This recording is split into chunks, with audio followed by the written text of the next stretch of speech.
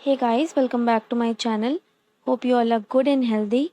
आज मैं आपके साथ क्लास 8th साइंस का chapter 6 which is combustion and flame discuss करूंगी। इससे पहले मैं जो 5 चैप्टर हैं क्लास 8th साइंस के वो मैं आपके साथ डिस्कस कर चुकी हूँ। लिंक मैं आपको डिस्क्रिप्शन बॉक्स में दे दूँगी। अगर आपने अभी तक वो वीडियोज़ नहीं देखे हैं तो उसे ज़रूर देखिएगा। So without wasting time let's start the video. तो हम सबसे पहले क्या डिस्कस करेंगे, कंबशन। कंबशन किसे कहते हैं? कंबशन एक केमिकल प्रोसेस है जिसमें आपका जो सब्सटेंस होता है वो रिएक्ट करता है किसके साथ? ऑक्सीजन के साथ। क्या रिलीज करने के लिए? हीट को रिलीज करने के लिए। फिर आता है नेक्स्ट फ्यूल। फ्यूल किसे कहते हैं? फ्यूल क्या होता है? ऐसे सब्सटेंस जो कंबशन की प्रोसेस को करते हैं उसे हम क्या कहते हैं? कंबस्टाइल या फिर fuel. Substance that undergoes combustion is said to be combustible और फ्यूल। और जो आपके फ्यूल हैं वो सॉलिड भी हो सकते हैं, लिक्विड भी हो सकते हैं, गैस भी हो सकते हैं। सॉलिड में आपका कोल, लिक्विड में आपका पेट्रोल और गैस में आपका सीएनजी हो गया। फिर इग्निशन टेम्परेचर। इग्निशन टेम्परेचर क्या होता है? किसी भी सब्सटेंस का जो लोएस्ट टेम्परेचर होता है जिसपे वो फायर को इजीली कैच कर सकता है उसे हम क्या कहते हैं? उसका इग्निशन टेम्परेचर। जैसे आप एग्जाम्पल से समझिए, जो इग्निशन टेम्परेचर आपका जो कैरोसिन का है वो अप्रोक्सीमेटली 295 डिग्री सेल्सियस होता है। तो इसके नीचे अगर 294 डिग्री सेल्सियस पर भी जो कैरोसिन है वो फायर को कैच नहीं करेगा, क्योंकि इसका जो इग्निशन टेम्परेचर है, जो लोएस्ट टेम्परेचर है फायर को कैच करने का, वही आपका कितना है? 295 डिग्री सेल्सियस। ओके। तो जो आपका इग्निशन टेम्परेचर होता है वो लोएस्ट टेम्परेचर होता है किसी भी सब्सटेंस का जिस टेम्परेचर पे वो फायर को कैच कर सके। 295 डिग्री सेल्सियस के ऊपर तो वो फायर कैच करेगा ही, लेकिन 295 डिग्री सेल्सियस के नीचे कैरोसिन आपका फायर कैच नहीं करेगा। तो ये क्या हो गया आपका? 295 डिग्री सेल्सियस आपका इग्निशन टेम्परेचर हो गया कैरोसिन का। फिर हम बात करेंगे इनफ्लैमेबल सब्सटेंस की। ऐसे सब्सटेंस जिनका जो इग्निशन टेम्परेचर होता है वो बहुत ज़्यादा लो होता है और वो ईजिली फायर को कैच कर लेते हैं फ्लेम के साथ, तो उसे हम क्या कहते हैं? इनफ्लैमेबल सब्सटेंस। जैसे आपका जो पेट्रोल है, अल्कोहल है, एलपीजी है, ये सब क्या होता है? इनका जो इग्निशन टेम्परेचर होता है वो बहुत ज़्यादा कम होता है, तभी तो ये आसानी से फायर को कैच कर लेते हैं। फिर है आपका टाइप्स ऑफ कंबशन। तो कंबशन आपके 3 तरह से होते हैं: रैपिड कंबशन, स्पॉन्टेनियस कंबशन और एक्सप्लोजन। सबसे पहले हम डिस्कस करेंगे रैपिड कंबशन। रैपिड कंबशन क्या होता है? इसमें जो इस तरह के जो सब्सटेंस हैं उनका कंबशन एकदम रैपिडली हो जाता है, अचानक से हो जाता है। और किसके साथ? लाइट और हीट के प्रोडक्शन के साथ। लेकिन इनको एक एक्सटर्नल फैक्टर की ज़रूरत होती है ताकि इनका जो कंबशन है वो स्टार्ट हो सके। जैसे आपका गैस स्टोव है, गैस स्टोव को जलाने के लिए आप क्या करते हो? आप लाइटर का यूज़ करते हो, तो वो क्या हो गया? आपका एक्सटर्नल सोर्स हो गया। तो एक्सटर्नल सोर्स के बिना रैपिड कंबशन आपका हो नहीं सकता है। और इसमें वो क्या रिलीज करता है? लाइट और हीट।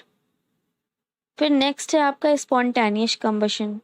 इस तरह का जो कंबशन होता है इसमें किसी भी आपको एक्सटर्नल फैक्टर की या एक्सटर्नल सोर्स की ज़रूरत नहीं होता है। जैसे कि आपका जो रैपिड कंबशन था उसमें आपको एक्सटर्नल सोर्स की ज़रूरत थी, लेकिन स्पॉन्टेनियस कंबशन में आपको एक्सटर्नल सोर्स की ज़रूरत नहीं है। और इस तरह के जो मटेरियल होते हैं ये अचानक से ब्रस्ट कर जाते हैं फ्लेम के साथ। जैसे जो आपका एग्जाम्पल है वो दिया हुआ है फॉस्फोरस। जो आपका फॉस्फोरस है वो ऑक्सीजन के साथ इतना ज़्यादा, यानी ऑक्सीजन आपकी कहाँ प्रेजेंट होती है? एयर में। तो ये इतना ज़्यादा रिएक्टिव होता है कि ये एयर में जैसे ही अगर इसको आपने छोड़ा तो फॉस्फोरस को तो क्या करेगा? तुरंत फायर को कैच कर लेगा। इसलिए हम फॉस्फोरस को कहाँ पर स्टोर करते हैं? वाटर में स्टोर करते हैं। फिर नेक्स्ट है आपका एक्सप्लोजन। एक्सप्लोजन क्या होता है? इसमें आपका जो कंबशन होता है ये बहुत ही रैपिडली होता है with the production of heat, light and sound. ये एकदम सेम आपका रैपिड कंबशन की तरह है, लेकिन इसमें जो साउंड का भी प्रोडक्शन होता है। और यहाँ पर एक सेंटेंस, यहाँ पे एक वर्ड गलत है, यहाँ पे रिपीटेडली नहीं होगा, यहाँ पे रैपिडली होगा। क्या होगा? रैपिडली। तो ऐसा कंबशन, ये भी जो कंबशन होता है इसमें सब्सटेंस का, वो बहुत ही रैपिडली होता है with the production of heat, light and sound. और क्या होता है, large amount of gas formed in the reaction is liberated. एक जो बहुत ही बड़े अमाउंट में जो गैस फॉर्म करती है वो भी रिलीज होती है। जैसे आपके क्रैकर्स हैं, अगर आपने दिवाली में अगर कभी आपने क्रैकर्स को फायर किया होगा तो आपने देखा होगा कि उसके बाद बहुत ज़्यादा धुआं हो जाता है। तो ये इसका एग्जाम्पल है। Next is flame. फ्लेम क्या होता है, विजिबल ग्लोइंग गैशियस पार्ट होता है फायर का। क्या होता है, विजिबल ग्लोइंग गैशियस पार्ट होता है फायर का। जैसे कि ये है कैंडल का फ्लेम, ओके, ये आपके किचन के स्टोव का फ्लेम है, ये केरोसिन लैम्प का फ्लेम है। ये ग्लोइंग विजिबल पार्ट है ना फायर का, इसीलिए इसको हम क्या कहते हैं, फ्लेम कहते हैं। फिर यहाँ पे हम स्ट्रक्चर ऑफ फ्लेम को समझेंगे। सबसे पहले हम बात करेंगे इनर मोस्ट पार्ट की। ये आपका इनर मोस्ट पार्ट है। ये क्या होता है, अनबर्न्ट वैक्स वेपर प्रेजेंट होते हैं यहाँ पे, उसी से बना होता है। ये ब्लैक कलर का होता है और यहाँ पे ये सबसे ज़्यादा मतलब सबसे कम गर्म होता है ये पार्ट आपको जो होता है। उसके बाद आपका मिडिल जोन पार्ट आता है। ये आपका पार्शियली कंबशन इसमें होता है और ये येलो कलर का होता है। ये वाला आपका जो पूरा पार्ट है ये आपका येलो कलर से होता है। ये यहाँ पे पार्शियल कंबशन होता है और ये मॉडरेटली हॉट होता है। बहुत ज़्यादा गर्म नहीं होता, बहुत ज़्यादा ठंडा भी नहीं होता, मॉडरेटली हॉट। उसके बाद आपका जो आउटर जोन है, यानी कि जो आपका जहाँ पे पूरा कंप्लीट कंबशन होता है, ये आपका ब्लू कलर से जो आपको दिख रहा है, this is the outer zone. ये आपका हॉटेस्ट पार्ट होता है। तो ये डिफरेंट जोन्स हैं कैंडल फ्लेम के। Next is fuel.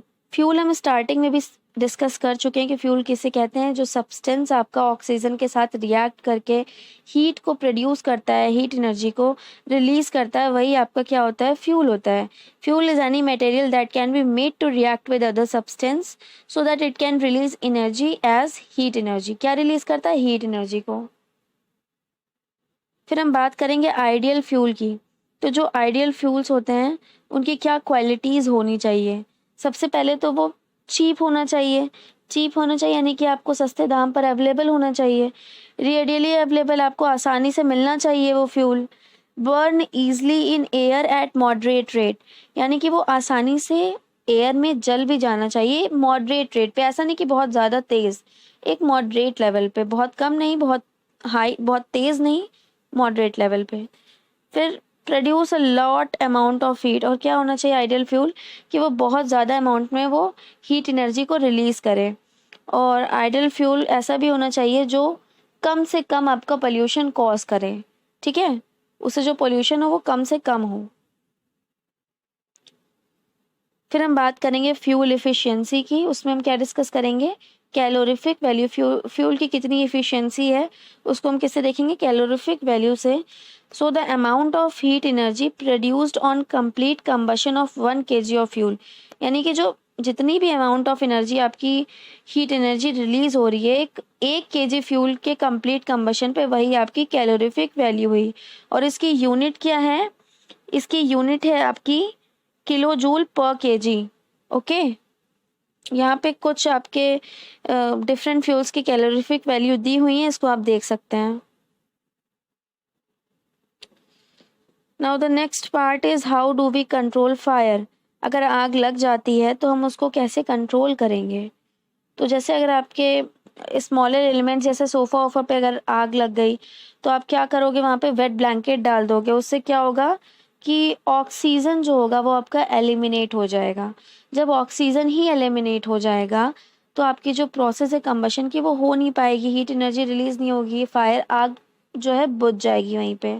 क्योंकि फायर आग को लगने के लिए किस किस चीज़ की ज़रूरत होती है, आपकी कंबशन की पूरी प्रोसेस के लिए किन किन चीज़ों की ज़रूरत है, आपकी एक तो फ्यूल की ज़रूरत है, हीट की ज़रूरत है, और आपका क्या, ऑक्सीजन की ज़रूरत है। ओके, इन तीनों के बिना कंबशन नहीं हो सकता। उसके बाद अगर आपका जो फायर है वो शॉप्स में लग जाती है या फिर घर पे लग जाती है तो फिर आप उसे फायर ब्रिगेड से कंट्रोल करोगे। वो क्या करता है, वो हीट को हटा देता है। जब वो हीट को एलिमिनेट कर देगा तो फिर क्या होगा, आपकी आग बुझ जाएगी। फिर क्या है, अगर आपके पेट्रोल फिलिंग स्टेशंस पे आग लग जाती है तो अब वहाँ पर आप वाटर से उसको कंट्रोल नहीं करोगे, क्योंकि आप जानते हो कि जो ऑयल होता है वो मिक्स नहीं होता है वाटर में। तो उससे क्या होगा कि अगर आप वाटर डालोगे वहाँ पर तो आग और ज़्यादा फैलेगी ही फैलेगी। ओके, तो उसे हम किससे कंट्रोल करेंगे? सैंड से कंट्रोल करेंगे। वो क्या करेगा? ऑक्सीजन को एलिमिनेट कर देगा। फिर अगर आपके किसी इलेक्ट्रिकल इक्विपमेंट में अगर आग लग जाती है तो उसे हम किससे कंट्रोल करेंगे? कार्बन डाइऑक्साइड से, क्योंकि वो क्या एलिमिनेट कर देता है? आपका हीट और ऑक्सीजन। फिर अगर जंगलों में आग लग जाती है तो क्या होता है? वाटर को स्प्रे किया जाता है। प्लेन से आपने देखा होगा, अगर आग लग जाती है तो प्लेन से वाटर को स्प्रे किया जाता है। ओके, तो उससे क्या होता है? हीट और फ्यूल हम दोनों, और या फिर वुड्स आर बरीड, उससे क्या होता है? हीट और फ्यूल दोनों ही क्या होते हैं? एलिमिनेट हो जाते हैं और हम फायर को कंट्रोल कर लेते हैं। तो इस चैप्टर का बहुत ही इंपॉर्टेंट रोल है हमारी लाइफ में, क्योंकि हमें जानना ज़रूरी है कि अगर कभी अचानक से हमारे घर में आग लग जाए तो हमें पता होना चाहिए कि क्या प्रोसेस है, कैसे चीज़ें होती हैं, ताकि हम उन चीज़ों को समझ सकें अच्छे से। और ये हमारी बेटर अंडरस्टैंडिंग के लिए इस चैप्टर को रखा गया है। Now fuel and environment. तो जो आपका कंबशन होता है फ्यूल का, उससे बहुत ज़्यादा इन्वायरमेंट अफेक्टेड होता है, इन्वायरमेंट को बहुत ज़्यादा नुकसान होता है। तो हम डिस्कस कर लेंगे क्या क्या पॉइंट्स हैं आपके। तो सबसे पहले है डिजीज़। जो आपके कार्बन के फ्यूल्स होते हैं, जैसे आपका वुड हो गया, कोल हो गया, पेट्रोलियम हो गया, ये सब क्या करते हैं? ये अनबर्न्ड कार्बन पार्टिकल्स को रिलीज करते हैं, जो कि बहुत ही डेंजरस पोल्यूटेंट होते हैं। और ये क्या कॉज करते हैं? आपकी रेस्पिरेटरी डिजीज जैसे कि अस्थमा कॉज करेंगे। Okay, now global warming. Global warming किसे कहते हैं? Rise in temperature of the atmosphere of earth is called as global warming. तो ग्लोबल वार्मिंग क्यों होगी? जो आपके फ्यूल्स, जो मोस्ट ऑफ द आपके जो फ्यूल्स हैं वो कंबशन की प्रोसेस में क्या रिलीज करते हैं? कार्बन डाइऑक्साइड को रिलीज करते हैं। और जितना ज़्यादा कार्बन डाइऑक्साइड रिलीज होगा वो ग्लोबल वार्मिंग को बढ़ाएगा। Okay, now acid rain. Acid rain क्या होता है? जैसे आपके जो कोल वगैरह है, जो डीजल है, वो बर्न होने पे क्या रिलीज करते हैं? सल्फर डाइऑक्साइड गैस को रिलीज करते हैं, जो कि बहुत ज़्यादा सफोकेटिंग गैस है। और आपके जो पेट्रोल इंजन्स हैं वो नाइट्रोजन के ऑक्साइड्स को रिलीज करते हैं। ये जो ऑक्साइड्स है सल्फर के या फिर नाइट्रोजन के, ये वाटर में क्या होते हैं? डिजॉल्व हो जाते हैं और क्या करते हैं? एसिड का फॉर्मेशन करते हैं। और जब इस तरह की बारिश होती है तो उसे हम क्या कहते हैं? एसिड रेन कहते हैं। ओके, और एसिड रेन का जो आपका सबसे ज़्यादा इफेक्ट है वो किस पे देखा गया है? ताजमहल पर देखा गया है। Now incomplete combustion of fuel gives carbon monoxide gas which is very poisonous. जो आपका इनकम्प्लीट कंबशन होता है उससे आपकी क्या रिलीज होती है? बहुत सारे फ्यूल्स क्या रिलीज करते हैं? कार्बन मोनोऑक्साइड गैस, जो कि बहुत ज़्यादा पॉइजनस है। इसीलिए कोल वगैरह को बहुत ही डेंजरस माना गया है कि आप उसको कमरे को बंद करके आप कोयला वगैरह ना जलाएं, क्योंकि वो क्या रिलीज करेगा? Carbon monoxide room. उससे क्या होता है कि इंसान, आप सोते रह जाएंगे और आपको पता भी नहीं चलेगा, आपकी डेथ हो जाएगी। Okay, now this is it guys, hope you like the video. Thank you for watching guys and do subscribe my channel. Thank you.